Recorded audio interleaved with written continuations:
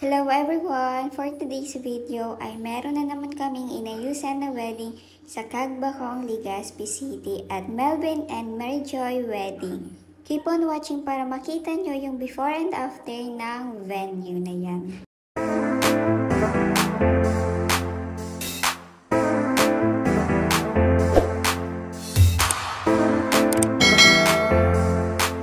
Noong April 9 pala yan at inahakot na nila yung mga kagamitan namin papunta dyan sa jeep at pupunta na kami sa Cagbacong, Legazpi City.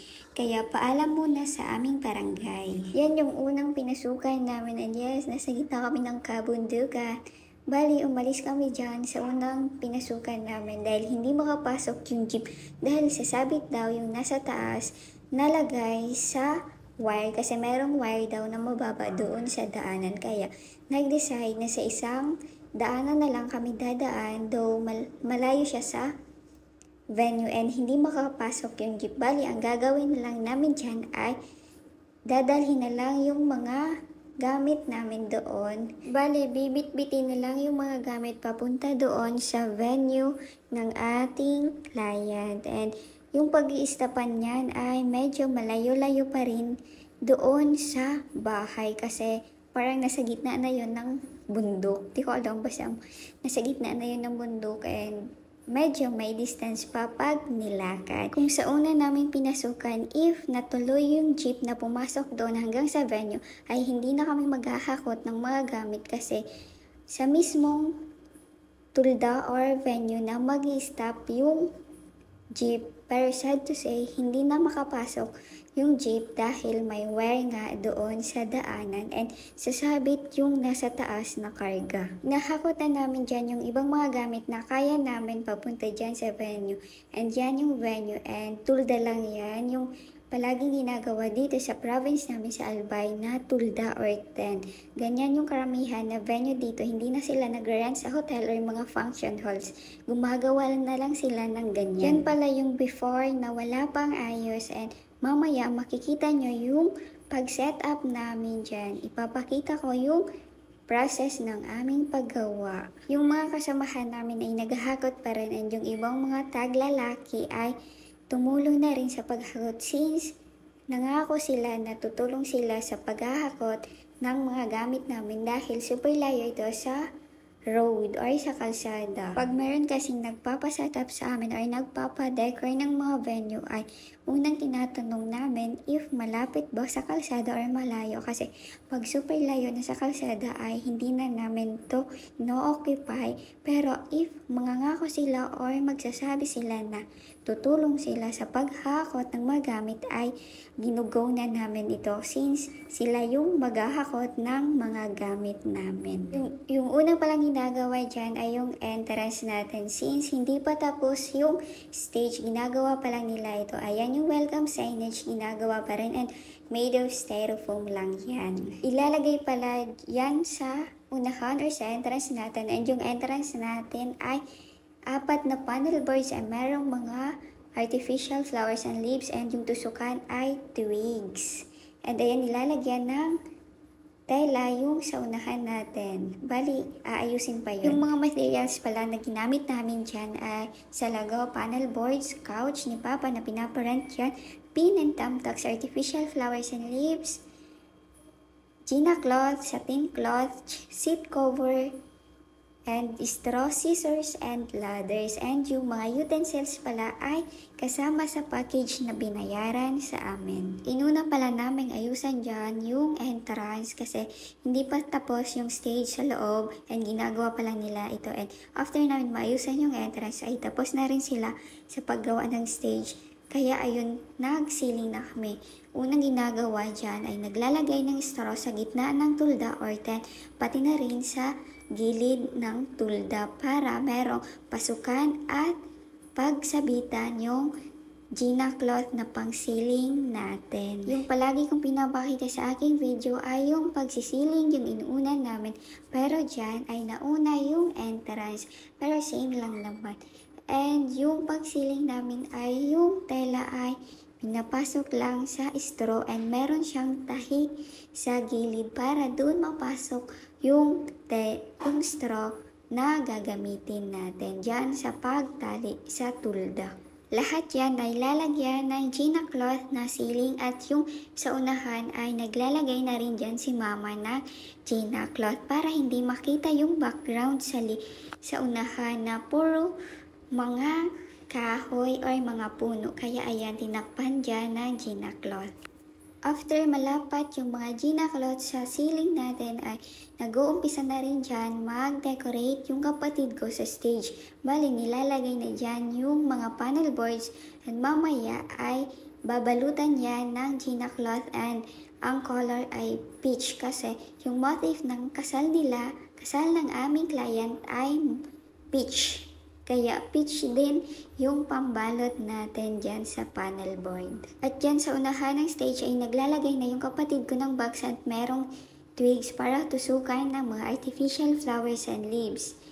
Ayan yung sinasabi kong pagbalot ng panel boards. Bale, tinatamtaks yan dyan sa likod and ilalapat yan na Gina cloth sa ating mga panel boards. And if gagayahin nyo yan, kukuha lang kayo ng Gina cloth and susukatin nyo yan sa panel boards na para matakpan yan and ilalapat nyo yan ng maayos para naman maganda tingnan sa ating backdrop or sa pag nag-picture tayo ay magandang tingnan, malinis tingnan. Kanya-kanya kami nang gawa dyan and meron nang nagbabalot ng panel boards and yung kapatid ko naman siya yung nag-arrange ng mga flowers and leaves dyan sa stage natin para madali kaming matapos dyan.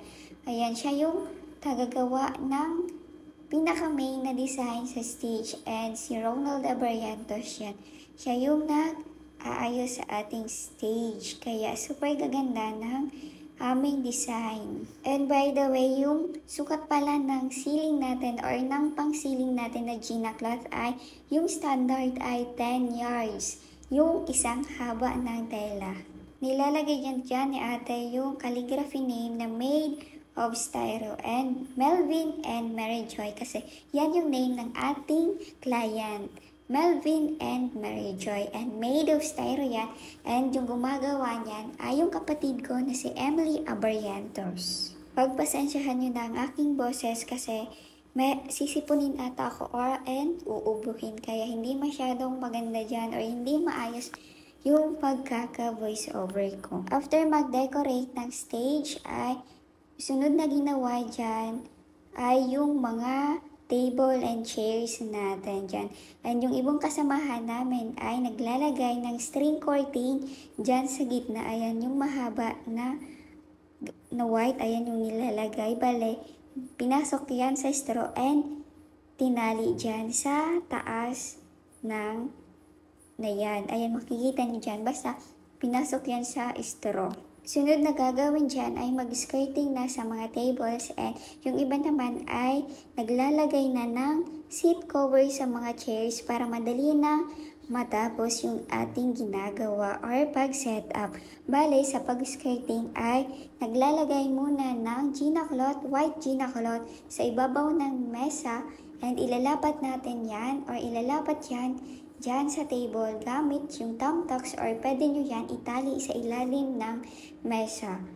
Yung ginawa pala sa skirting ay pitch lamang and naglalagay pa dyan ng table runner sa mesa, sa gitna ng mesa, kaya nga table runner and peach yung nilalagay dyan kasi peach yung motif nila. After mag-skirting sa mga tables ay nagsiset up na dyan ng mga centerpieces natin. Ayan, ang yung gamit lang na flowers dyan ay small dahlia and yung tinutusukan dyan ay yung floral kumbali, binasayan and nilagyan or binalot sa plastic para hindi siya magkabitak-bitak ng bongga kapag tinusukan ng flowers. Mayroon pa pala nilagay dyan yung yan and Gina cloth yan. Bali, ginupit-gupit lang yan na ganyang style and ilalagay na lang yan dyan sa ceiling natin. Yung gamit pala para malagay yan ay pin lamang and make sure na nakapin yan ng maayos para hindi matanggal kahit super lakas ng hangin. Kinaumagahan ay naglalagay na dyan ng mga utensils Yan, mga table napkins ay sineset up na rin dyan lahat since it is March 10 na and wedding day Yung na mga yan. pagkain pala ay sa kanila yon and hindi na yun kasama sa package namin. Bali, yung mga utensils lang at yung pag-set up dyan sa venue yung sa amin. Wala po kami mga pagkain. Bali, decoration lang at yung mga utensils, yung package namin. We are so happy kasi nakapag-decorate na kami sa iba't ibang lugar dito sa Albay, hindi lang dito sa Maslog. Kasi dati dito lang sa Maslog, but now, nakakarating na kami dyan. And sa Cagbacong yan, and malapit yan, or malapit na yan sa Sorsogon City. Kaya maraming salamat sa aming client sa pag-trust sa amin or sa RC and TSD Party Creation na sa amin yun napiling magpa-decor sa inyong kasal. Kaya maraming salamat. Diba, isa na namang proof ng pag-decorate ng RCN TSD Party Creation. Di nyo akalain na isa yang tulda or 10 and na-turn namin ng ganyang kaganda yung isang tulda. And di naman halata na sa gitna yan ng kabundukan. Parang nasa hotel lang tayo or function halls. Kaya ano pang inaantay nyo? Magpa-decor na kayo sa RCN TSD Party Creation kasi natatransform namin yung tulda into a beautiful one. If nagandahan kayo sa pag-decorate namin chat, ay pwede kayong mag-send ng inquiries nyo sa aming Facebook page na RCN TSD Party Creation. Yung location pala namin ay Legazpi City, Albay. RCN TSD Party Creation. We create and you celebrate. So paano yan? Hanggang dito na lamang po ang aking video. Thank you for watching and please don't forget to subscribe to my YouTube channel. Thank you po!